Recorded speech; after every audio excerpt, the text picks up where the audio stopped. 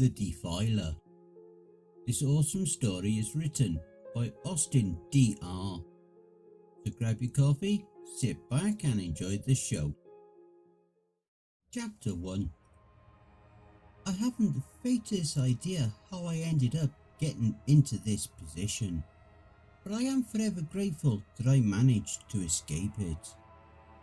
Ever since I was a child, I was an avid reader. I read just about anything. Newspapers, comic books, obituaries, you name it. I'm certain that you had the same feelings I had. Of reading whatever you could get your grubby hands on, you'd find yourself in a bind. Craving more knowledge, I am sure that you would have done anything to satiate your hunger.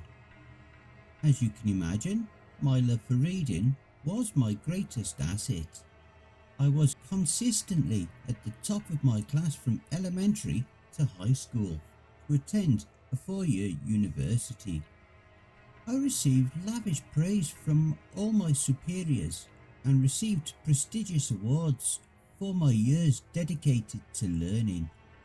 Eventually I settled down and obtained a position at a library in my own hometown, but I would often find myself distributing the rarest books and keeping them in perfect mint condition.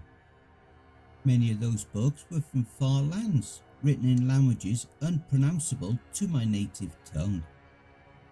They had bizarre writings accompanying descriptions of gods of old and where they once trekked. It took time, but I had completely read every book that was temporarily loaned, and I wanted more. To explain it in a way you would understand, books were my addiction. If, for instance, I was reading a series of books, after I would finish one, I would more than love reading the next volume in the series. I could not wean this feeling of urgency. I had a hunger that I had to have my fix. Books, newspapers, pamphlets, it did not matter. I had to further indulge in my love of reading. But how? I had just about read everything in the library, and I was somewhat indifferent towards reading anything from any of the stores in my town. I thought about it more, and for a reason I do not understand, my mind drifted to a neighbouring town. I allowed myself to think about it more. Yes, another town. They did have a few more bookstores there, perhaps some that I did not know about. So without much ado, I explained to my employer my plans of taking a leave for the weekend, and while he was confused by my announcement, even taking it to mean that I was intending on leaving for another source of employment, and this was my parting words. He accepted and pulled another employee to the side to explain the change in the schedule. I couldn't hear what they were saying, but from my co-workers eyeing me, I could tell that he was displeased with having to work on that weekend. I pitied him a bit, but I was pleased with myself and I started to plan for the weekend. I arrived at the neighbouring town on Saturday and went to the nearest bookstore available, and I immediately began my pursuit. I went to a section of the bookstore and mindlessly scooped some up and read them, but they were not getting much of an impression from me. The more I skimmed through the pages and read their contents, they were not inciting some provoking within me. What was I to do? I had read about 4 books already, and I was not getting my fix. I needed something more, something maybe challenging. When I was allowing my mind to humour the imagined solutions to my plight, it happened. While I was browsing the town's bookstore, I bumped into a strange man. He was the spitting image of a walrus. He was a rotund man in the perfect shape of an egg. He had a double chin that was partially covered by thick, wintry whiskers of his moustache. Whoever this man was, he clearly was of some form of nobility. He was dressed in the finest black tuxedo that money could buy, if not for the fact that his paunch peeked through the bottom of his shirt. His arms were of a gargantuan frame with rolls of fat jiggling from the slightest movement. "Oh, I'm sorry, sir," I said. I had about 4 books in my hands at the time. I gazed down at them and collapsed on my knees to collect them without hesitation. The man tentatively wiped his shirt off with his pudgy fingers. "It's quite all right, my good fellow," he said in an understanding tone of voice. While I should have been relieved that he wasn't going to take vengeance on me for my mistake, I felt the heat of his stare. He observed the books on the ground with a passing curiosity. "A fellow book connoisseur?" "Well, yes," I answered, while still being intimidated by the sudden interrogation. "That is very good news," he replied. His smile shifted down into a frown. "But these books just won't do." My interest peaked. "You know more appropriate literature for me to indulge myself in?" "Yes. Just between you and me, let's just say that I have a collection of forbidden literature." That proved to be the most intriguing part of the discussion. This man I had met on accident had access to literature that was assuredly banned by the government. I've heard stories of such books containing such unorthodox material. They were buried away, never to be seen by the light of day. The opportunities were limitless. I could barely conceal my excitement as I almost glossed over the gentleman providing me with his address. He became like a penguin and wobbled away, throwing his weight on his legs. Before I walked over to the counter, for a moment I could have sworn that I saw a large, monstrous anomaly acting as the man's shadow. Chapter 2. Not too long after my realization that I neglected to ask the man of his name, a series of disappearances befell the city. Children between the ages of 10 and 16 were reported missing. They each disappeared not too long after the other. Approximately, there were 6 missing children. The most recent child to go missing was a small 10-year-old who was kept awake at night and whined to her parents about how there was a large monster that would gaze out at her from the darkest corners of her room. Then there came a time when her parents awoke with a shrill scream of horror and dashed towards her bedroom. To their shock, they saw that their beloved daughter had disappeared. There was a sign of struggling as her bed sheets were in a disarray and pitched aside on the cold floor. Their attention slid over to an open window, the curtains flowing in the wind.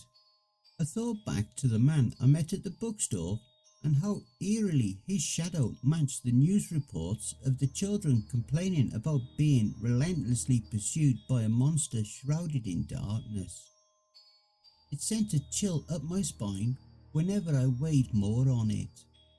Suspicions to the old man's guilt filled my subconscious mind, and given how sudden of a chance encounter he had with him, would that mean that, perhaps?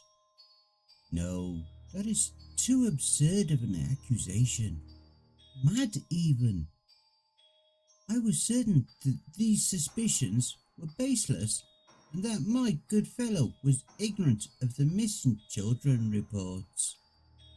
The day of my little get-together with the man from the bookstore arrived. I fidgeted through my important papers until I fished out the note with his address on it. His home was a decent walking pace from mine. With my briefcase in hand, I travelled down the path. When I reached the house, it did not resemble anything I have imagined for a man of such a high status. The outer layers of the house contorted and shifted.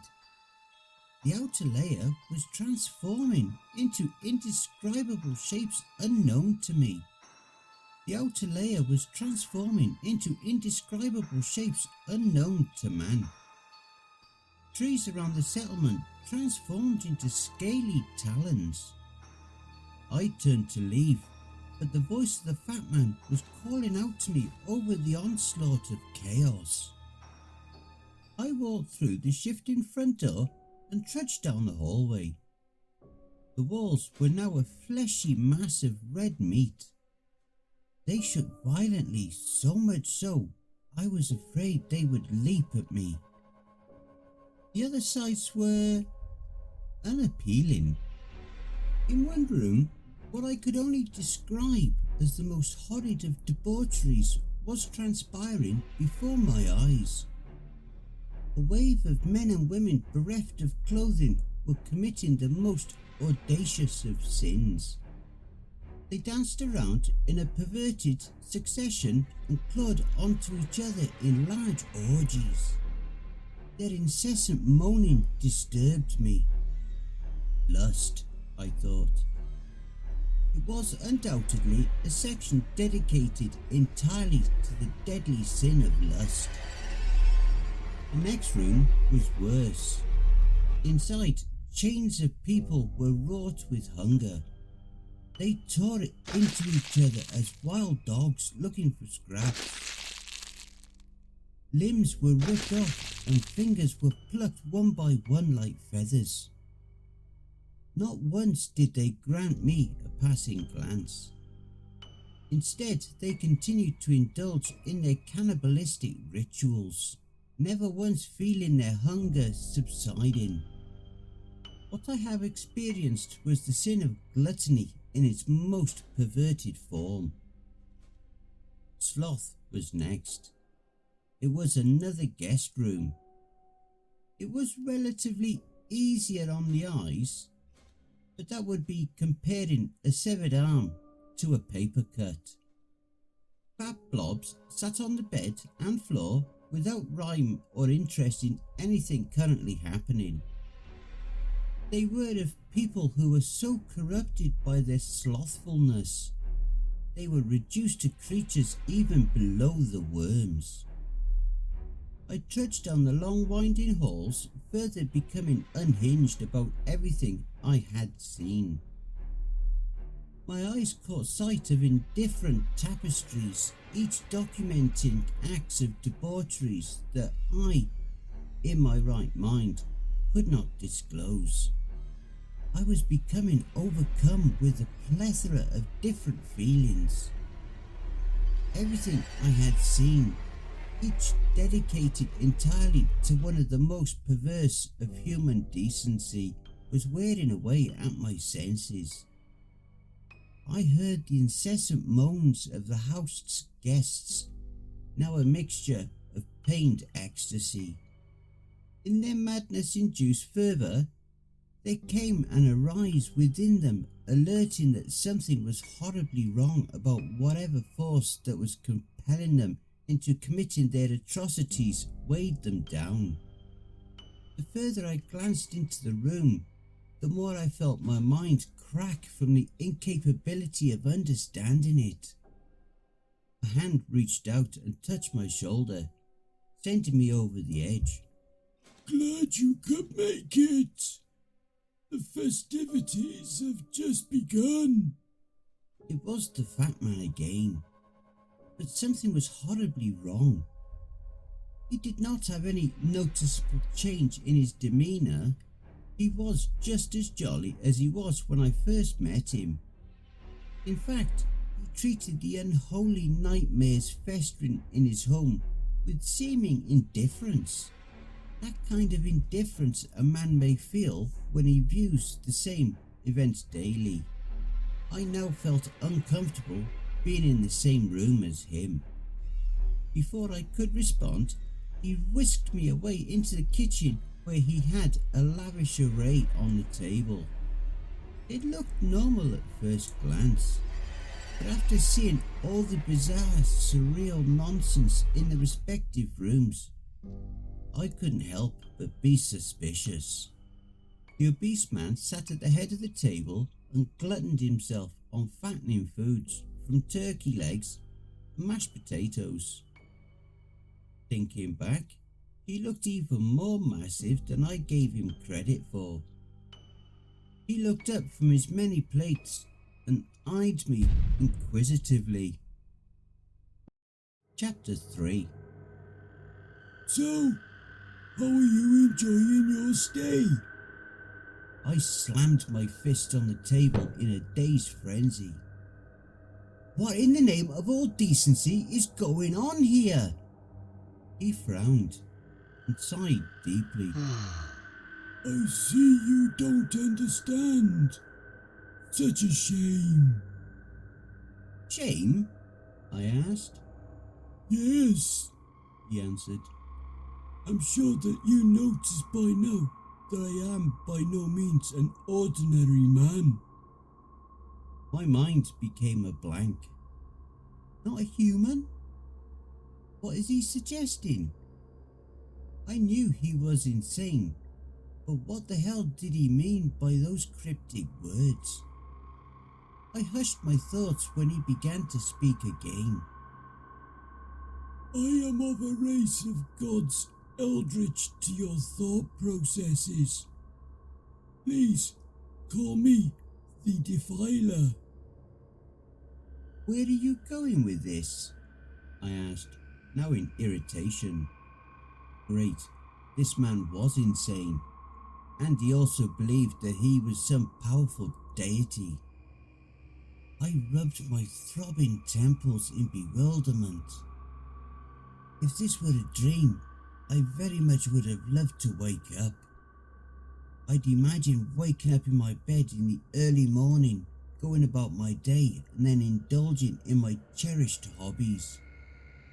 Instead, I was currently in a grotesque house filled with unspeakable perversions, getting lectured to by a deranged man who may as well have escaped from a mental asylum not too far from here. I see that I am boring you, boy, Said. His face was contorted into a vengeful scowl. I am here speaking to you, but I am also far away. How far, fat man? I asked. My body is indescribable to you mortals, but I am confined behind a stone wall. I listened tentatively, despite my disbelief. What he said next horrified me. If the idea that he was locked away behind a stone wall was already unbelievable, what he spoke of still to this day greatly disturbed me. Do you like my latest body? He asked. After all, this freak was just like you before I found you. He told me that there was a man who was very much like me, who hungered for knowledge. After he grew bored with the typical literature he read, he sought more. In his endeavour, he met a member of an underground cult who told him he could have access to the more problematic pieces. He was exposed to the depravities that the cult performed in dedication to some great old one, or something of the sort. Despite it, he nevertheless allowed his cravings to overpower him, and he read a book that summoned that unearthly presence to him. It's a pity that this body is going to waste, The fat man bemoaned. It's about time I parted with him. We had so much fun together. He feigned a single tear. Those children were my favourite part. Children? I asked. He wordlessly took me forcefully out of my seat, and we both walked to the basement of the house. The remains of the missing children were spread astray. I choked back vomit as I took a closer look at them. Large chunks were noticeably taken from the corpses. I looked back at the fat man. his grin only growing larger with a more deranged glaze in his eyes. His smile circled around the tips of his mouth. But what can I say? After I had my fun with them, I got hungry. Can't blame a great old one becoming famished. My fists clenched. After everything, I was mentally preparing myself to punch this god back towards whatever plane of existence he originated from. What else did you do to that man? He smirked. When I possessed him, I cast his soul aside. He will forever be trekking that long path between life and death. I maneuvered him like a flesh puppet subservient to my rule. I do wonder though if he ever was made to watch his body cozy up with strangers. And what are you wanting from me now? And what is the reason behind any of this? I finally yelled. He shrugged his shoulders. After about 3 hours or so in my home, and you still fail to understand. He sighed. I live for the carnality of you simple humans. I know all of man's depravities and abominations, and I bask in it. That sense of pleasure mixed with pain is intoxicating. But what I desire the most is to be free from my prison and walk among you simple humans. The man's disguise was wearing thin. His skin became papery with small cracks forming all over. Like a butterfly emerging from its cocoon, his disguise cracked open. Underneath was displeasing to man's eyes. An abnormally fat, headless man burst through the skin and towered over me. His hands were large and enshrouded my head. What sent me the most alarm, however, were the two mouths within the palms of his hands. Hot drool dripped down from his serpentine tongues. The room transformed into a chasm of red meat with oozing slime. A book manifested before me. It opened to the section that mentioned the fat man, the Defiler's name. Say my name and free me. My eyes darted towards his name.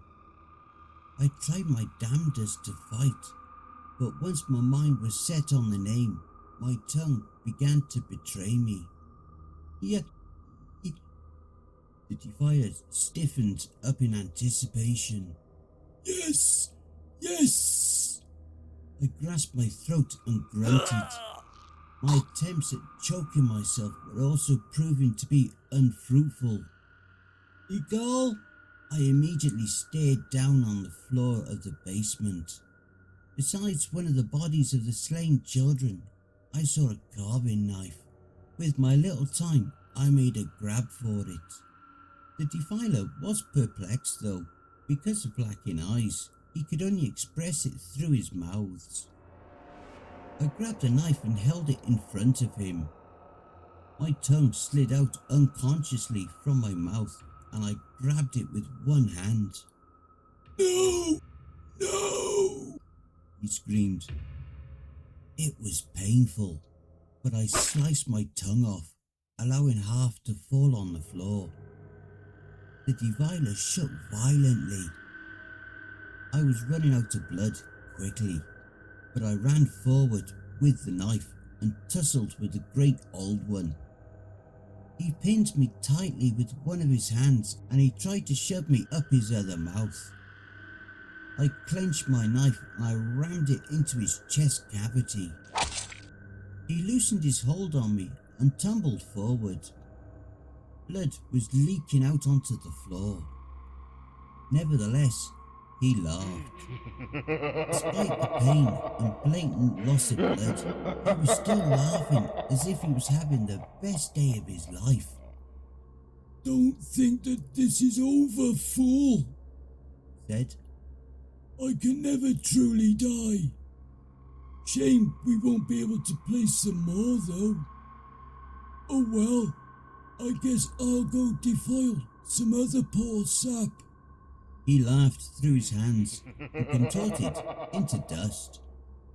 Without its owner, the house began to collapse. The debris came raining down. From the sound of the bloody screaming, the Defiler's followers were also being buried alive. I staggered my way through the horrific freak show and exited the house. The house imploded, burying itself deep into a crater in the ground. Epilogue. Even though it was a few months ago, I still find myself thinking back about how my lust for reading nearly cost me my life, and the threats of that beast getting released. But he also said he would try to corrupt some other helpless victim. I just wonder who will be the next to fall victim. As for my addiction, it died over time. After a few days had passed since my chance encounter, I have realised how grievous my addiction to reading had become. Because of my moment of weakness, I nearly allowed that horrid creature dominion into our world. After everything that I have seen, from all the rooms to the slain children, I often found myself unable to sleep or wink. I took a leave off work so I could meet with a therapist to help cope with my addiction, and the results thus far are benefiting me. At any time I could hear another poor man taking up that offer I had received. I prayed that if it came down to that, he would be more strong than I was. Here's a hope.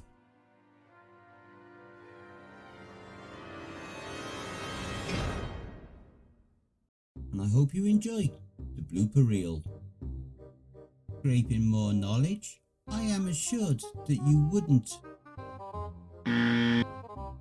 Eventually, I settled down and obtained a position at a library in my It took time, but I had completely read. It took time, but to explain it in a way you would understand, books were my addiction. I had just about everything in the library. I had just about read everything in the library, and I was somewhat indifferent towards reading anything from any of the others. Fuck's sake. I went to a section of the bookstore and mindlessly scooped up some. I went to a section of the bookstore and mindlessly scooped some up. Fuck's sake. The more I skimmed through the pages and read their contents, he was a rotan.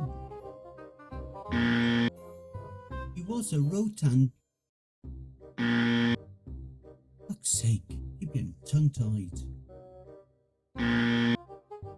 He was a rotund man. His arms were of a gargantuan.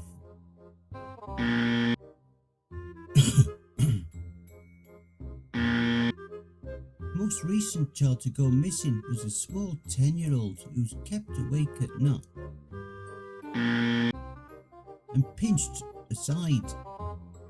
I thought back to the man I met at the bookstore and how eerily his shadow matched the news reports of the children complaining about being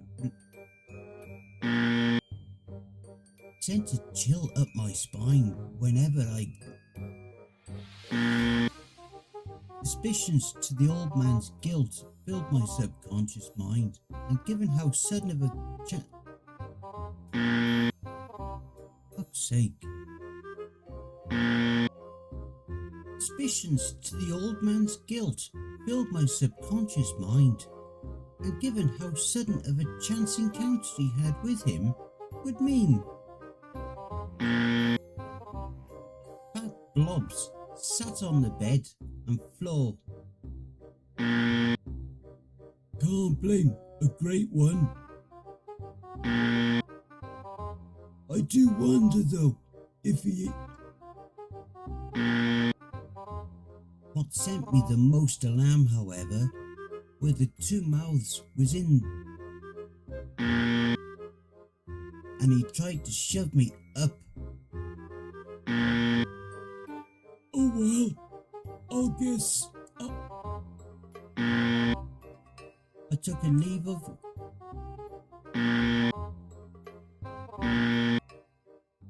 Hey family, please be so kind as to throat punch the like button, smack the ass of the subscription button as well, and remember to chokehold that notification bell and then select all.